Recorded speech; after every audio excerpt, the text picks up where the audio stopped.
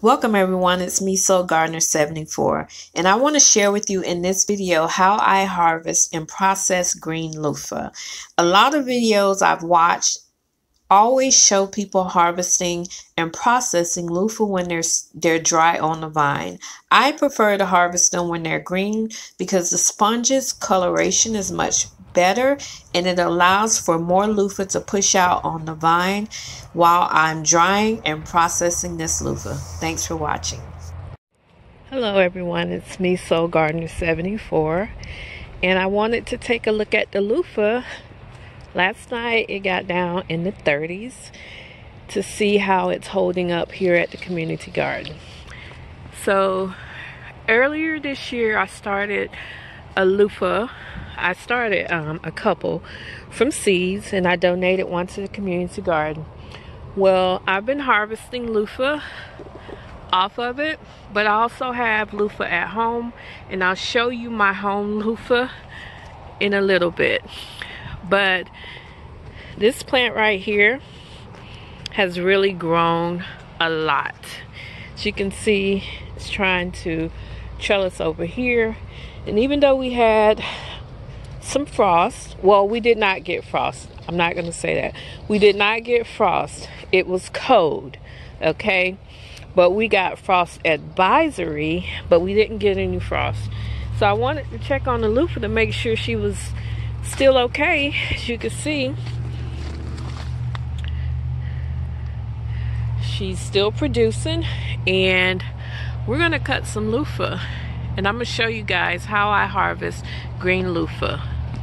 Okay, so I know you see a lot of videos of people letting loofah dry on the vine. I do not, because I live in a warmer climate. Even though this year the weather has been finicky, cooler than in the past. So you can harvest green loofahs and process them. So what I look for is if they're nice, hard and crunchy, not soft and soggy. You need your loofahs to be somewhat nice and firm. And then I'm going to cut them from the vine, the ones I can reach. I don't have a ladder. I don't have anything to stand on. So we'll work with what we can. Okay guys, so here's some of my harvest. There is still plenty on the vine. Look at that one. It is massive. I think it's the biggest one I've seen. And we have babies still on there. I'm gonna let it go. I'm gonna let it go and see how far she could go. But I got plenty to work with. This is my home loofah. It is the sister to the one at the community garden. I started both of them from seed. So this is my home loofahs. That one's not really ready. It's not hard. As you can see how much it's growing. And then it goes over into the pigeon peas under here. And they are growing onto the pigeon peas all the way over there to the Mexican sunflowers, gripping onto the papayas, which I'm probably gonna get it off the papayas, but that's my loofah at home. I am going to process green loofah. A lot of videos you see, the loofah is dried on the vine, but I prefer to process them green and then clean them out and then dehydrate them in my dehydrator. Reason being is I live in Central Florida. It's humid here, and I've learned that the longer I leave them on the vine and try to dry on the vine, they have potential to rot. So in order for me to get nice, beautiful loofah, I like to harvest them when they're yellowish green. So I'm going to show you guys what I do. These loofahs here are hard. They're not squishy. You don't want to harvest them when they're still squishy, because if you do, they're more like a cucumber on the inside or a squash. So you want to get them when they're nice and hard. See that? I can't really squeeze it. Not even that part. Like when you're crunching it, it sounds like you're popping your knuckles.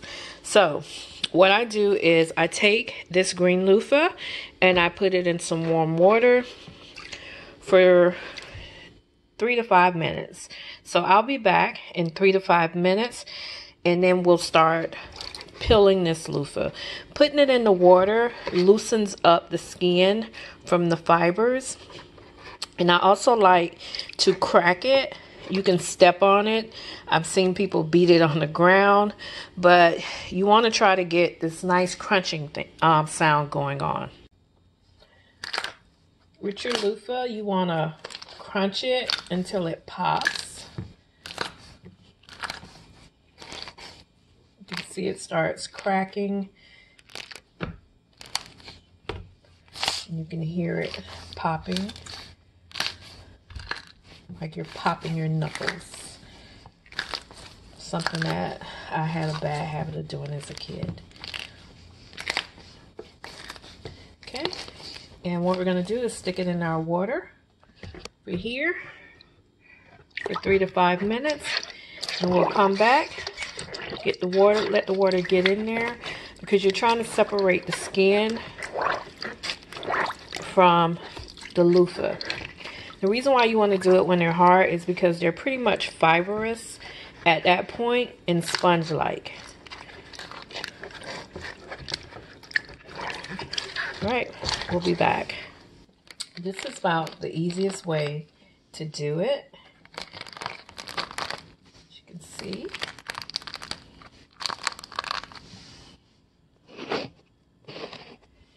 Go. See how easy it's coming out? It has the sponge texture because it already began changing into a fibrous form.